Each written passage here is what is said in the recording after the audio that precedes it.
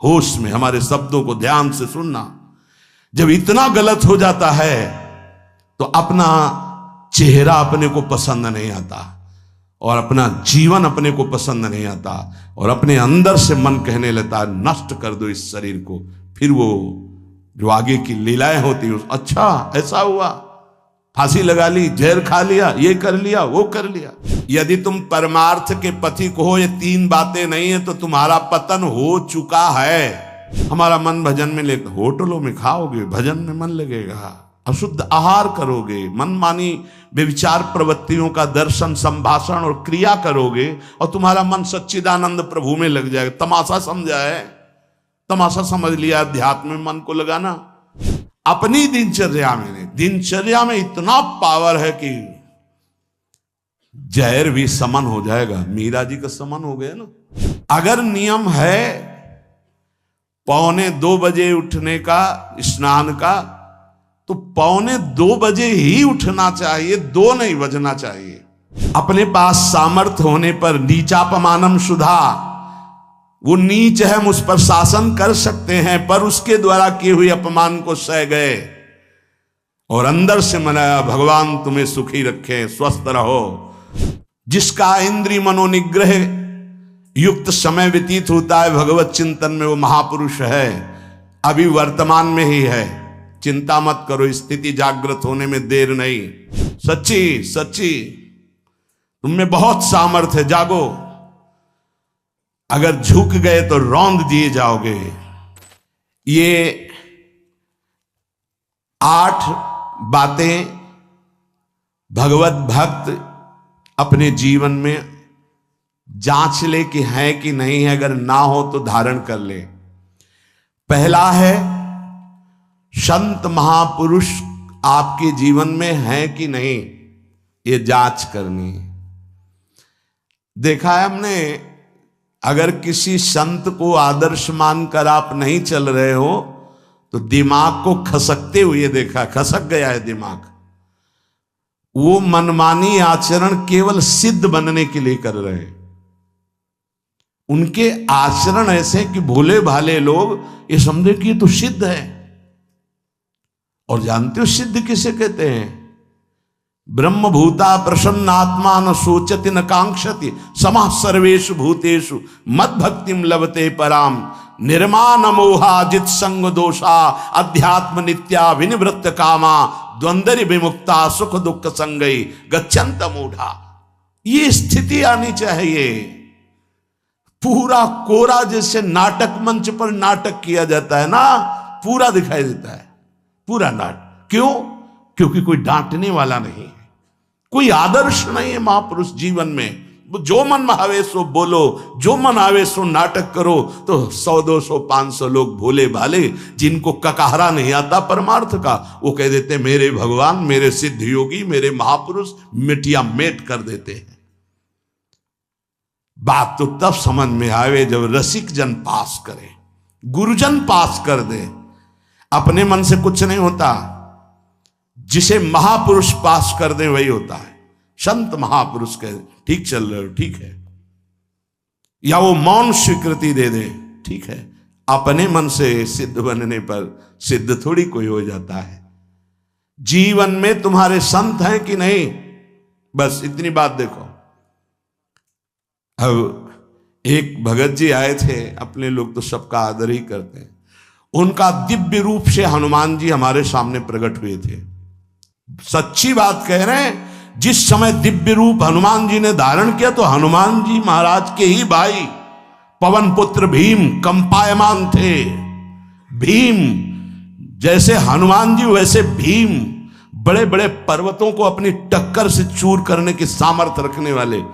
अभी पैदा ही हुए थे भीम और गोद में लिए हुए माता कुंती चल रही थी। अचानक सिंह निकला, दहाड़ हुई तो गिर गए भीम। तो जो जिस चट्टान पे गिरे चकनाचूर हो गई चट्टान, और उस आवाज से भयभीत होकर भाग पड़ा सिंह। अभी गोद में बच्चा थे।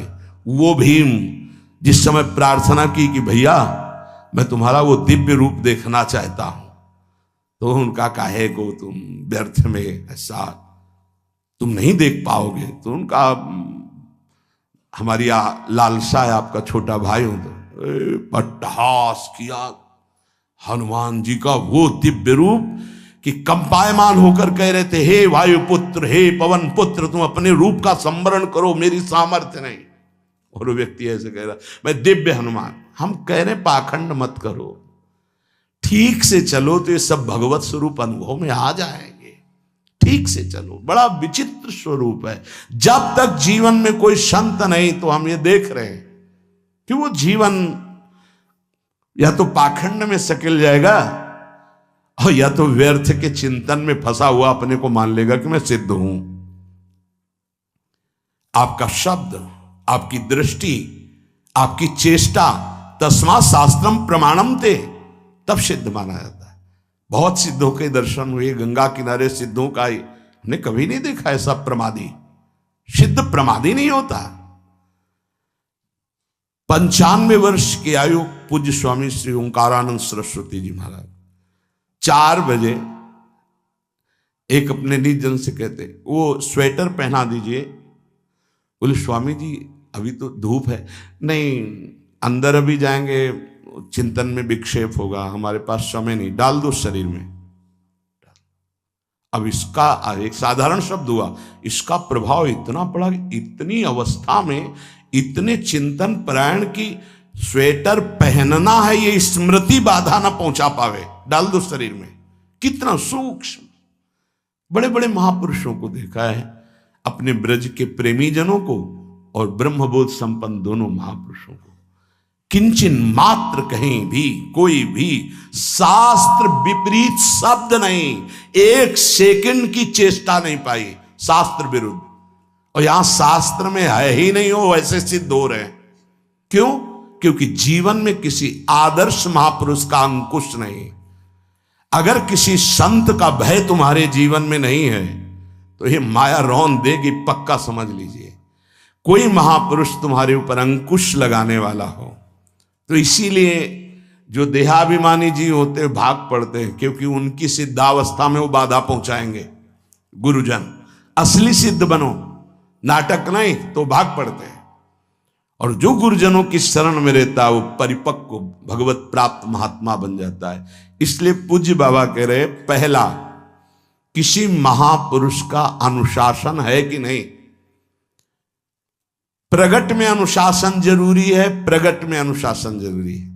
नारदानंद सरस्वती जी महाराज नैमिषारण्य के पीछे आए थे, कुछ परिक्रम उन्होंने बताया। अब वो पधार गए जो वहां के अधिकारी बनाए गए, विवेकानंद जी। नए वस्त्र धारण करके आ गए। सदवई में मना है, यदि ऊपर का नया वस्त्र हो तो नीचे का पुराना और मलिन होना चाहिए।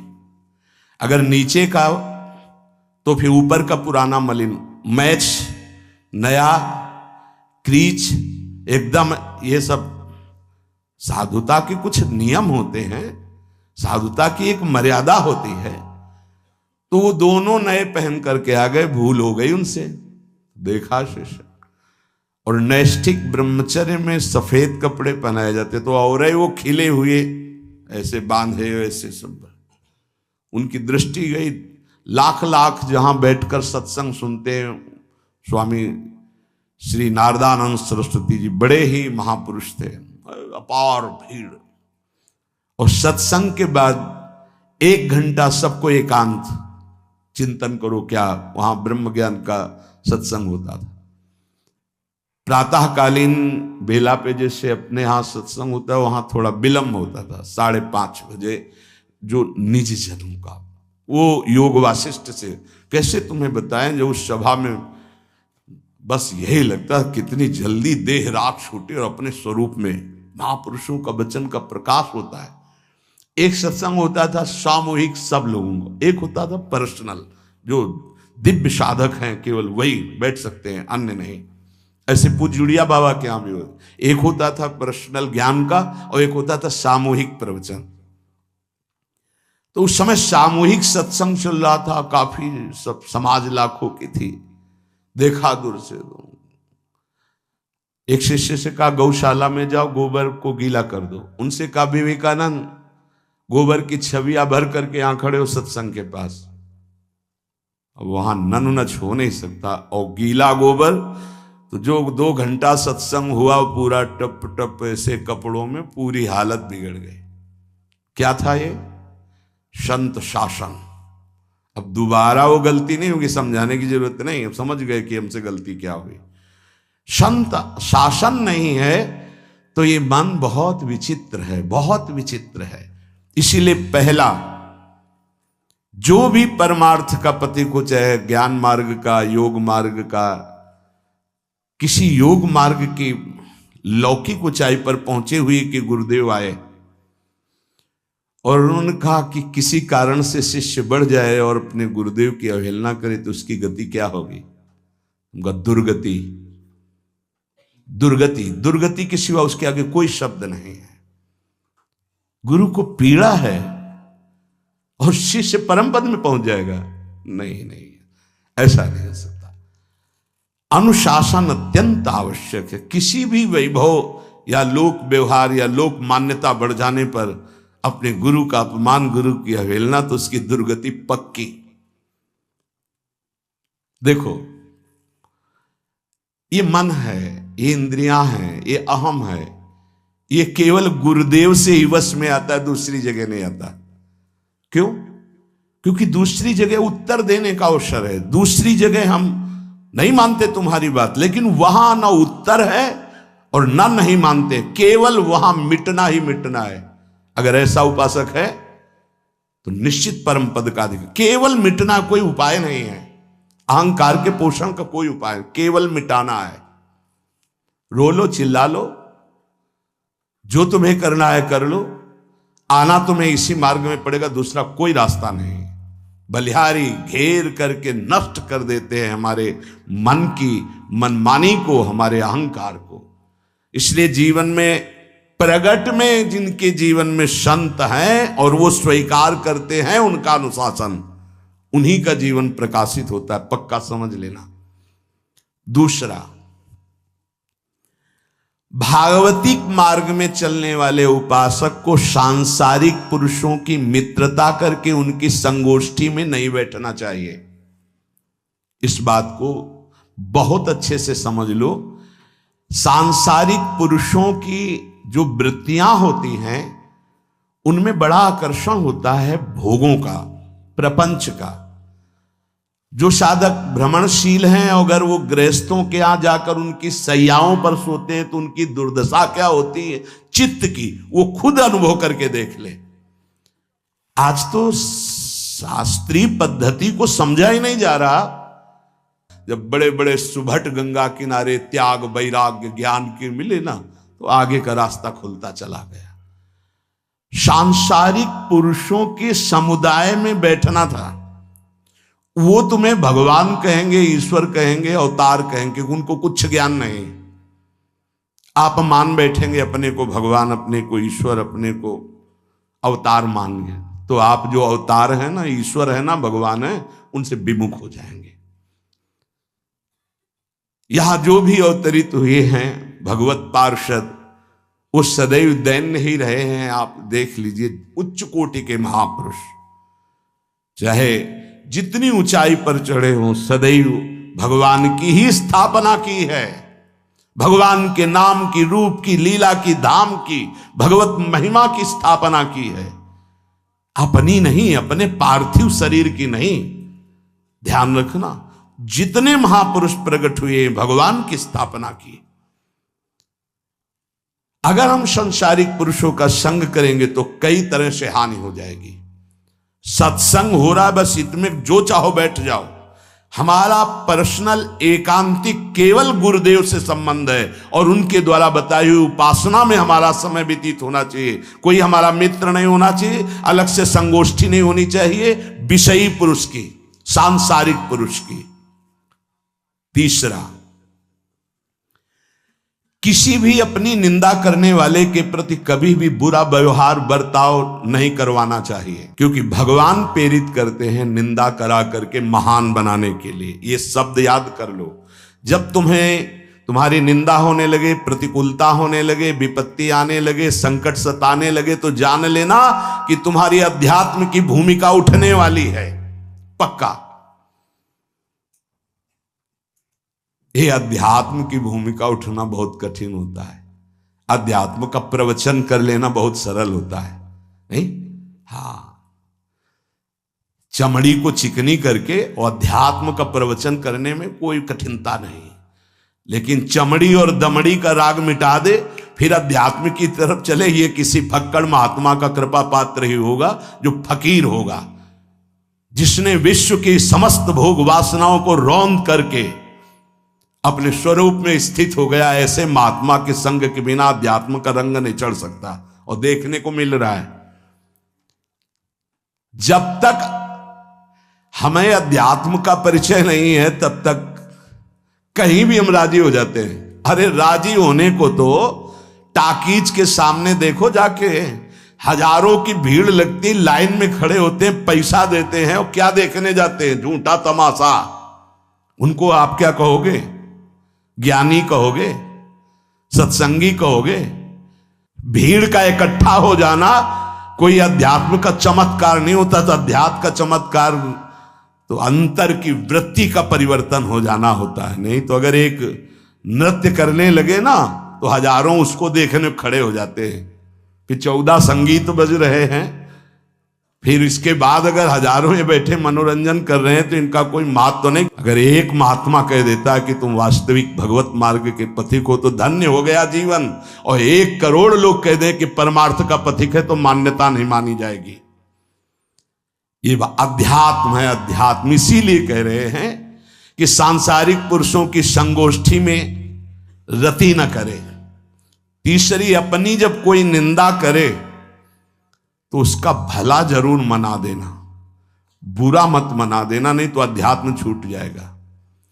अपने पास सामर्थ्य होने पर नीचापमानम सुधा, वो नीच है, हम उस पर शासन कर सकते हैं, पर उसके द्वारा किए हुए अपमान को सह गए और अंदर से मनाया, भगवान तुम्हें सुखी रखे, स्वस्थ रहो, और कभी भी हम आपका विरोध नहीं करेंगे। जब अवसर मिले तब फिर हमारी निंदा करना, भगवान तुम्हें स्वस्थ रखे, तुम्हारा कभी अमंगल न हो। ध्यान रखना अध्यात्म। चौथा, अपने मुख से कभी किसी की निंदा ना करना। निंदा व्यक्तिगत नाम लेकर के की जाती है, सिद्धांत सार्वभौम वर्णन होता है। जैसे यहां हम कह रहे हैं, वो निंदा सिद्धांत के विपरीत आचरण में जो चलते हैं उनकी है। कौन है? नाम नहीं है, रूप नहीं है। सिद्धांत में चलना एक ये मार्ग, सिद्धांत से बिलक चलना ये पाखंड है। पाखंड और दंभ की निंदा होती, और सत्य की कोई निंदा करे तो वो प्रकाशित होता है। सत्य निंदा से ढकता नहीं। जैसे कोहरा थोड़ी देर के लिए सूर्य को ढकने का नाटक कर सकता है, लेकिन सूर्य जब प्रकाशित होगा तो कोहरे की धज्जियां उड़ जाएंगी। पांचवा, मान लेने की इच्छा का त्याग करके अपने समीप जो भी आवे, छोटा बड़ा सबको प्यार और मान देना।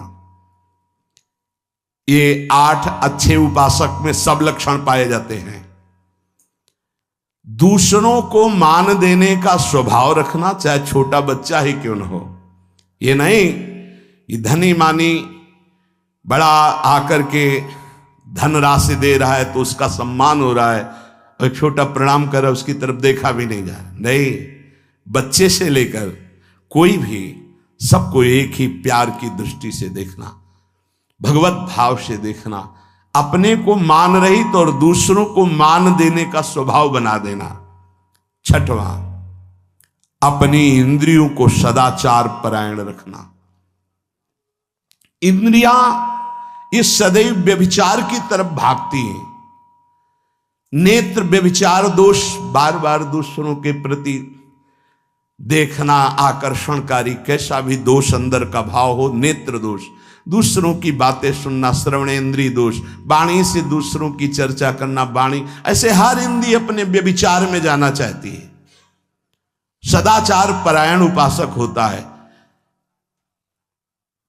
कल की बात है, कल चिंतन हो रहा था श्रीमद् भगवत गीता जी का। अगर उपासक में सदाचार इंद्रियों की पवित्रता नहीं है तो ढकोसला के सिवा कुछ नहीं रहेगा। ये अच्छे से समझ लो। इंद्रियों का विलास चल रहा, खुला दिखाई देता है, खुला। वो एक दृष्टि होती है, उसमें दिखाई देता है। अंतर में ब्रह्म बैठा हुआ शांत मौन है और ये समझ नहीं पा रहा, केवल नाटक पे लगा हुआ है। अपना मन, अपनी इंद्रियां यदि संयम में नहीं है, सदाचार में नहीं है, तो ढकोसला ही है, आडंबर ही है, नाटक ही है। पक्का समझ लीजिए। अगर वो संयमी नहीं है, जितेंद्रीय नहीं है, मनोनिग्रही नहीं, तो अध्यात्म क्या है? क्या प्रवचन हो रहा है? किस बात का प्रवचन हो रहा है? जो अनुभव हुआ उसका हो रहा है, शास्त्र सम्मत हो रहा है। जितेंद्रियता नहीं, इंद्रिय निग्रह नहीं, मनोनिग्रह नहीं। छठवां, सदाचार परायण, अर्थात इंद्रिय और मन शास्त्राज्ञा के अनुसार चले। जिसका इंद्रिय मनोनिग्रह युक्त समय व्यतीत होता है भगवत चिंतन में, वो महापुरुष है। अभी वर्तमान में ही है, चिंता मत करो, स्थिति जागृत होने में देर नहीं। बंद रखो अपनी खिड़कियों को, कहीं माया की हवा ना घुस जाए। सच्ची सच्ची तुम में बहुत सामर्थ्य है, जागो। अगर झुक गए तो रौंद दिए जाओगे। एक एक बात अच्छे से समझ लो। मुस्कुरा के, प्रेम व्यवहार दिखा के, अपनापन करके फिर तुमको अधीन किया जाएगा। माया भगवती बहुत बलवती है। ऐसे करके फिर ऐसे प्रहार करती है, क्योंकि साधक बहुत प्रवीण है। ऐसे में अपने को बचा लेगा, लेकिन ऐसे में बचाना बहुत कठिन होता है। हमारी बात को समझ लेना, ऐसे में बचाना बहुत कठिन होता है, बहुत कठिन होता है। समर्पण का मिश, सेवा का मिश, अपनापन का मिश। हमारी इंद्री, हमारा मन बहुत धोखेबाज है, हमें कोई धोखा नहीं दे सकता। ये हमारा मन, हमारी इंद्रियां हमको धोखा देती है। साधु, साधक, परमार्थ पथिक, भक्त इस बात से परम सावधान। सदाचार और सरलता, संयम के साथ हमारा समय व्यतीत होना चाहिए। किसी के गवाही की जरूरत नहीं है, किसी के प्रमाण की जरूरत नहीं। आप खुद अपने हृदय की भूमिका को नाप लीजिएगा। कितनी ऊंचाई पर चढ़ रहे हो, आपको खुद अनुभव में समझ में आ जाएगा। जो इंद्रियों का गुलाम, मन के द्वारा भ्रष्ट आचरण करने वाला है, वो कुछ भी हो, कोई भी हो, कहीं भी हो, दुर्गति शब्द से ही संबंध है। जीते जी दुर्गति, फिर फांसी ऐसी लगे तेषम दुख न हो। सच्ची मानना, जब गलत हो जाता है आचरण, तो अपना मन अपने को कहता है नष्ट कर दो, ये जीवन किस काम का। होश में हमारे शब्दों को ध्यान से सुनना। जब इतना गलत हो जाता है तो अपना चेहरा अपने को पसंद नहीं आता, और अपना जीवन अपने को पसंद नहीं आता, और अपने अंदर से मन कहने लगता है नष्ट कर दो इस शरीर को। फिर वो जो आगे की लीलाएं होती है, अच्छा ऐसा हुआ, फांसी लगा ली, जहर खा लिया, ये कर लिया, वो कर लिया। वो इन्हीं इंद्रिय और मन की फिसलन को नहीं सह पाया। अच्छा, किसी महापुरुष का शासन नहीं था, नहीं, उस चूक में भी बचत हो जाती है। एक बहुत बड़े महापुरुष के समीप रहने वाले से चूक हो गई, तो उन्होंने अपने आसन के पास आसन लगवाया। सब साधुकों ने कहा कि बहुत बदनामी होगी, क्योंकि आपका नाम आगे है और वो आपके आश्रित है, ऐसा है किसी महापुरुष के। उन्होंने कहा तुम क्या समझते हो, ये बाया है, चूक हो गई, अब इसको कभी चूक नहीं होगी ऐसा बना देंगे, कभी त्रुटि नहीं होगी, इसको ऐसा बना देंगे। और वो फिर ब्रह्मावर्त बिठूर में रहे, और बहुत अच्छे महात्मा हैं, अब भी हैं। अगर संत का शासन है और आपसे चूक भी हो जाती है, तो ऐसा बना देंगे कि दोबारा चूक नहीं होगी। पर इंद्रिय और मन को छूट देकर मनमानी आचरण करने वाला कभी साधक नहीं हो सकता, पक्का। और आप सच्ची मानना, आपकी एक बार इंद्रिय मन छूट हो गई तो जिंदगी भर दबे रहोगे, दहाड़ने लायक नहीं रहोगे। माया तुम्हारे को सदैव कोसती रहेगी, तुम्हारा हृदय जलता रहेगा। ऐसा कैसे हो गया, ऐसा कैसे हो गया। जब ऊंचाई की तरफ सोचोगे तो सामने वो, अगर प्रायश्चित करके मिटा दिया है तो बात है, नहीं तो वो कर्म सामने आ जाएगा। लगेगा नहीं हम इस ऊंचाई लायक नहीं है, नहीं हम इस ऊंचाई लायक। आपसे प्रार्थना कर रहे, अगर चूक हो गई हो तो उसको मिटा दो, नहीं आगे बढ़ने में बाधा पहुंचा देगा। अपने गुरुजनों से सलाह करके उसका प्रायश्चित कर लेना चाहिए। अगर गुरुजन कर दे जाओ कुछ नहीं तो कुछ नहीं, खत्म खेल, वो निपटा देंगे, वो करुणामय है, उनमें बड़ी सामर्थ्य है।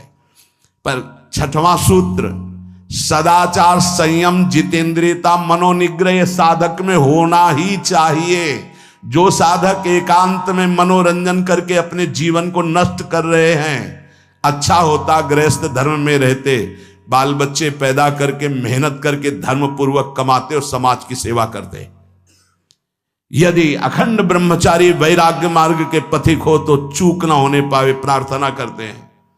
इंद्रियों को शिथिल ना होने देना, मन को शिथिल मत होने देना, नहीं तो ऐसा बंधन ये बांध देते हैं कि बड़े बड़ों को सर झुकाकर चलना पड़ता है, रौंद देती है माया। ध्यान रखना, सर उठाने लायक नहीं रह जाता। अगर इंद्रिय जन्य भोगों का आकर्षण नष्ट कर दे तो अपना मन अपने को जलाता रहता, धिक्कार देता रहता। कैसे हो गया ऐसे? तो कैसे हो गया? कीन हो इस कबहू अभिमाना, सुख हो वंचा कृपा निधाना। कहीं अभिमान हो गया कि मैं ब्रह्मचारी हूं, मैं जितेंद्री हूं, मैं मनोनिग्रही हूं, तो ठाकुर जी ने दाना फेंक दिया, देख भला मनोनिग्रही है तो मत चुन। लेकिन कृपा पात्र साधक पुनः अपने आप को सावधान करके सदाचार में ही स्थित रहे। आज सदाचार को समझा ही नहीं जा रहा कि सदाचार है क्या। सातवां, किसी भी पद को साधक कभी स्वीकार न करे। समाज में बड़े पद मिलते हैं, यहां भगवत प्राप्ति की वार्ता हो रही। किसी भी पद, किसी भी सम्मान को स्वीकार न करें। ये सब उपाधियां हैं, अगर उपाधियां स्वीकार की तो उपद्रव शुरू हो जाएंगे। कोई उपाधि स्वीकार न करो तो इतने महान बन जाओगे कि पूरे विश्व में तुम ही होगे। ये भी बात याद कर लो। कोई भी छोटी मोटी उपाधि स्वीकार की तो उस महान को नहीं प्राप्त कर पाओगे। विश्व में तुम ही होगे, या तो ज्ञान में तो एक तुमसे बड़ा कोई है नहीं, और अगर भक्ति में तो तुमसे छोटा कोई नहीं, तो विश्व में तुम ही तो हुए ना। सब बड़े और आप छोटे, विश्व में आप त्रणादपि सुनीचेन, और ज्ञान तो हम ब्रह्मास्मि, सबको समेट लिया अपने में, एक के सिवा दूसरा कोई नहीं। यह है उपाधि रहित महापुरुष की स्थिति। कोई उपाधि स्वीकार न। अनंत ब्रह्मांडों का महारत्न इंद्र नीलमणि, जहां जहां भक्त मेरा चरण रखे वहां वहां रखूं हाथ, पीछे पीछे मैं फिरूं कभी न छाड़ूं साथ। इससे बड़ा कोई पद होगा? निरपेक्षम मुनिम शांतम निर्वैरम समदर्शनम अनुब्रजाम्य हम नित्यम पूये अत्यंगुरेणु भी। जिसकी चरण रज लेने के लिए परब्रह्म परमात्मा पीछे डोलता है, वो है ये पद।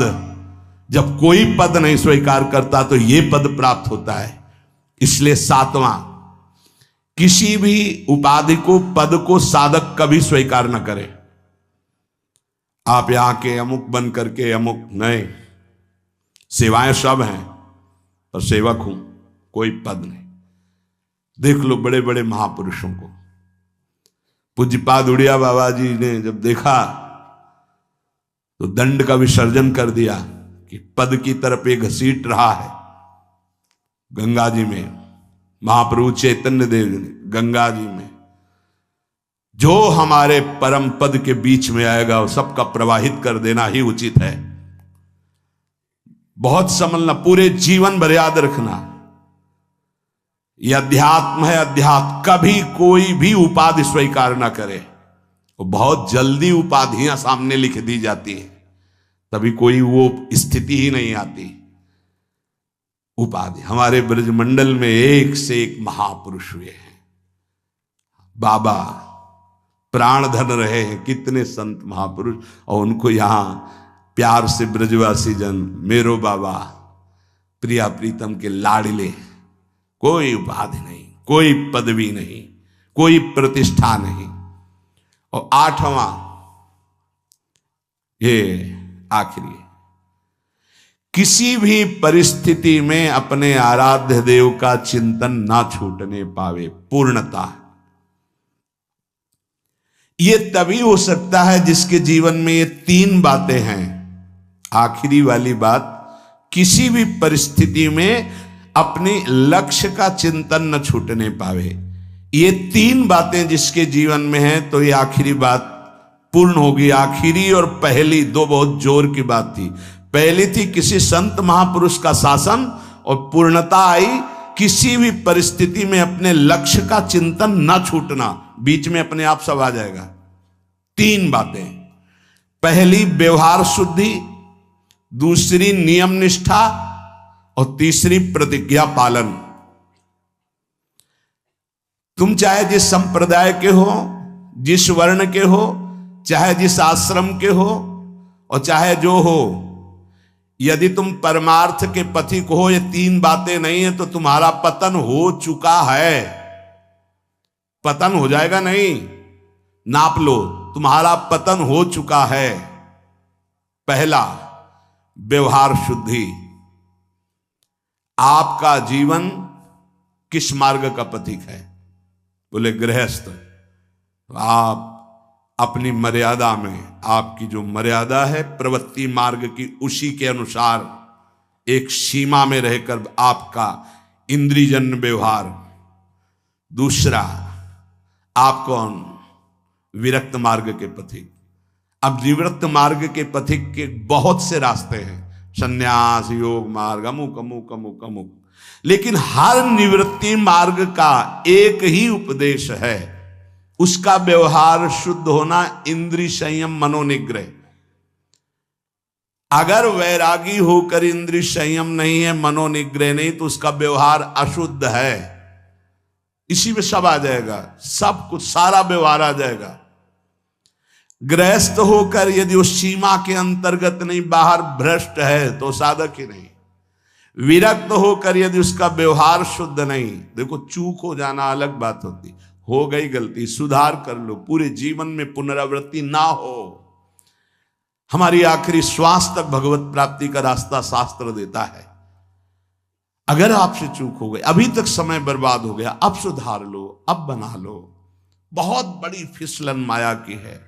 अगर आपको समझ में आ गया कि अब हमें सुधरना चाहिए, आज से सुधर जाओ, आज से भगवत प्राप्ति हो जाएगी।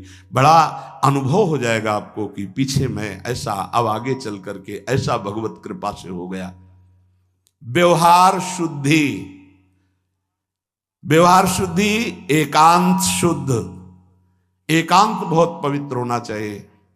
व्यवहार प्रगट में जब समाज में हो गए तो है ही। ये बात बार बार हम इसलिए बोल रहे हैं कि परमार्थ का पथिक बाहरी व्यवहार की शुद्धि तो दिखा देता है, लेकिन आंतरिक बहुत अशुद्ध आचरण होते हैं। इसीलिए अध्यात्म की उन्नति नहीं होती। आपका शरीर पवित्र, आपके विचार पवित्र, आपका मन पवित्र, तब आप परम पवित्र भगवान से अपनापन कर पाएंगे। ध्यान रखना, आपका शरीर अपवित्र, आपके विचार अपवित्र, आपका मन अपवित्र, आप ऐसे ही भगवत प्राप्ति कर लेंगे। जहां मन आया वहां खा लिया, जो मन आया वो देख लिया, जो मन आया वो छू ले, ऐसे भगवत प्राप्ति हो पाएगी। ये जो हमारा मन भजन में ले, होटलों में खाओगे, भजन में मन लगेगा, अशुद्ध आहार करोगे, मनमानी व्यभिचार प्रवृत्तियों का दर्शन, संभाषण और क्रिया करोगे, और तुम्हारा मन सच्चिदानंद प्रभु में लग जाएगा। तमाशा समझा है, तमाशा समझ लिया अध्यात्म में मन को लगाना।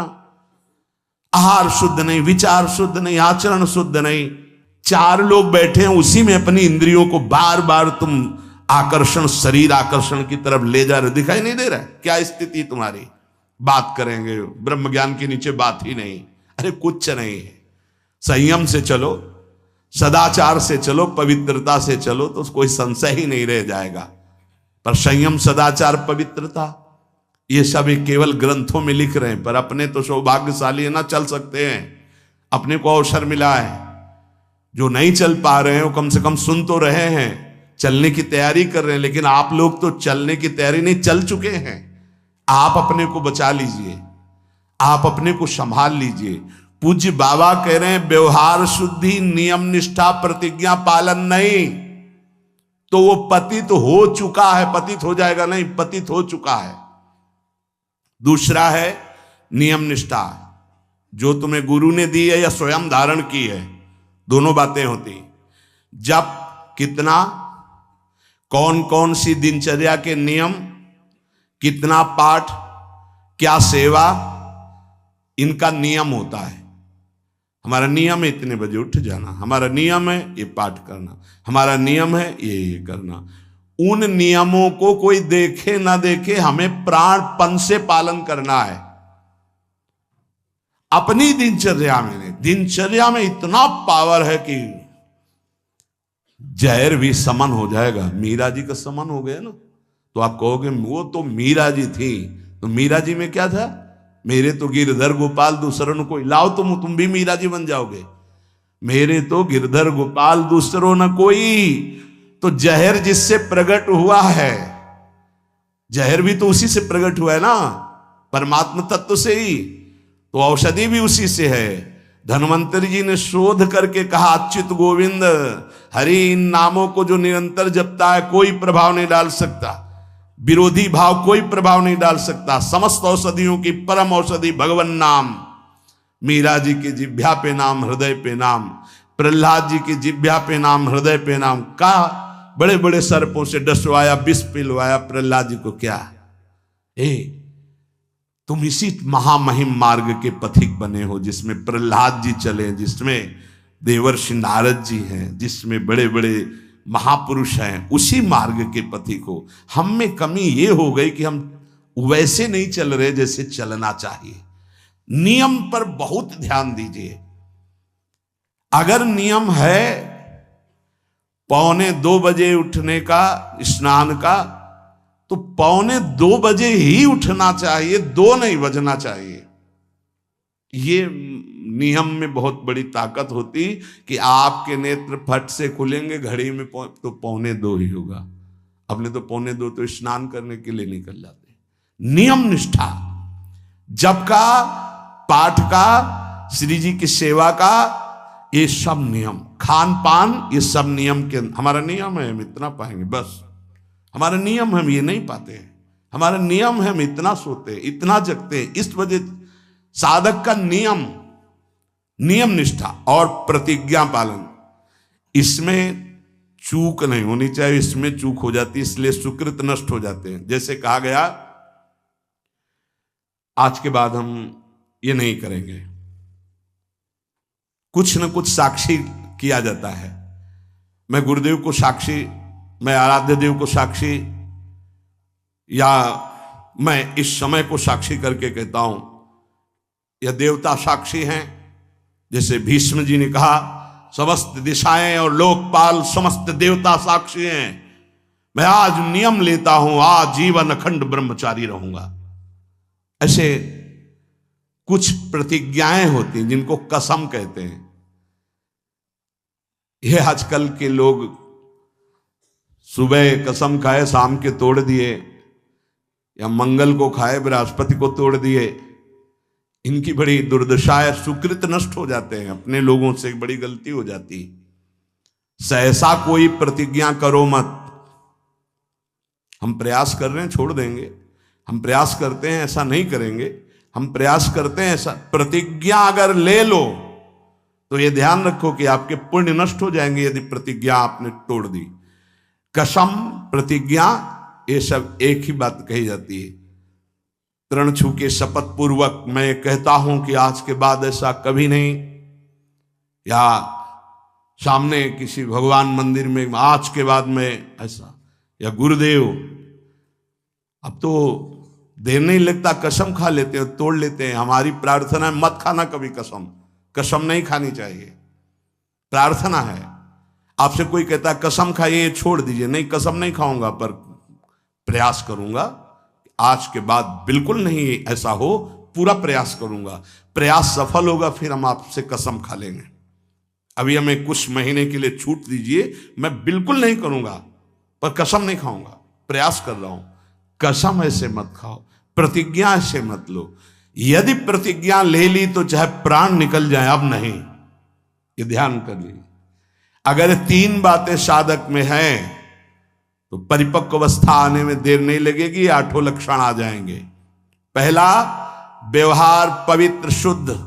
दूसरा, जितने नियम लिए हैं निष्ठापूर्वक निर्वाह। तीसरा, प्रतिज्ञा करिए मत, और कर ली प्रतिज्ञा तो जीवन चाहे नष्ट हो जाए प्रतिज्ञा नहीं टूटेगी। जैसे ये प्रतिज्ञा ही है वैराग्य भेष, इसमें कसम खाई नहीं जाती, स्वाभाविक कसम है। अब देख लो इसके निर्वाह का क्या जीवन होता है। ये हर समय हमको याद दिलाता रहता है कि तुम बैरागी हो, विषयी नहीं हो, तुम महात्मा हो, साधारण जीवात्मा नहीं हो, तुम भगवत मार्ग के पथिक हो, तुम सांसारिक मार्ग के नहीं हो। अब बस इस एक प्रतिज्ञा का पालन कर लो, भगवान मिल जाएंगे। ये हर समय उपदेश देता रहता है। जब भगवावस्था धारण कराया गया था तो यही कहा गया था, जब संन्यास वेश, ध्यान रखना ये काषाय वस्त्र की मर्यादा को रखना। ये वेश है, ये पवित्र वेश है, ये त्रिभुवन पावन करने वाला वेश है। इसको समझते रहना, ये हर समय तुम्हें जागृत रखेगा कि तुम किस मार्ग के पथिक हो। तो आज के सत्संग का जो सार सूत्र, संत महापुरुषों का आश्रय, उनका शासन स्वीकार करना, सांसारिक पुरुषों से मित्रता न करना, ना सांसारिक चर्चा संगोष्ठी करना, किसी जो हमारी निंदा कर रहा है किसी भी तरह से उसको कष्ट देने की भावना ना बनना, अपनी वाणी से कभी किसी की निंदा न करना, छोटे से बच्चे को भी मान देने का स्वभाव रखना, किसी से सम्मान प्राप्ति की इच्छा न रखना, सदाचार सरलता के साथ तुम्हारा संयम जितेंद्रियता पूर्वक समय व्यतीत होना चाहिए। प्रतिष्ठा किसी भी तरह की पद उपाधि साधक जीवन में स्वीकार न करे। आखिर निरंतर अपने लक्ष्य का चिंतन करे। इसकी पूर्ति के लिए व्यवहार शुद्धि, नियम निष्ठा और प्रतिज्ञा पालन जीवन भर तीनों। अगर ये तीनों कहीं भी फिसल रहे तो तुम पतित हो चुके हो। तभी पतित हुआ पुरुष कभी प्रतिज्ञा का पालन नहीं कर पाता, पतित हुआ पुरुष कभी नियम निष्ठा में नहीं चल सकता, पक्की दिनचर्या नहीं हो सकती। उसकी व्यवहार शुद्धि कैसे कही जाए जब पतित हो गए। देखो, और पतित को भी पावन करने का रास्ता है भगवान की शरण।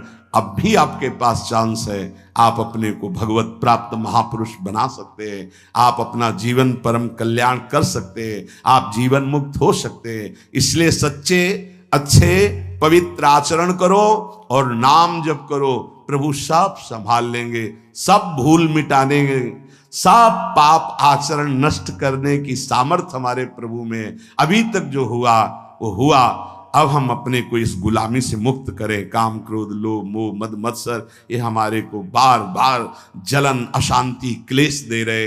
अब हरि शरणम परमानंद का मार्ग हम स्वीकार करें। श्री राधा वल्लभ लाल की।